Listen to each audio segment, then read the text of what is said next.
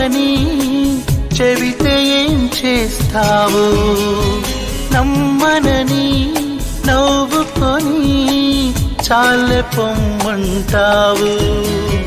నీ మనసులోని ఆశగా నిలిచేది నేనని, నీ తనువులోని స్పర్శగా తగిలేది నేనని, నీ కంటి మై మరుపులో నన్ను పోల్చుకుంటానని, తల ఆంచి నీ గుండెపై నా పేరు వింటానని నీకు చెప్పాలని ఒకే ఒక మాట మదిలోన దాగుంది.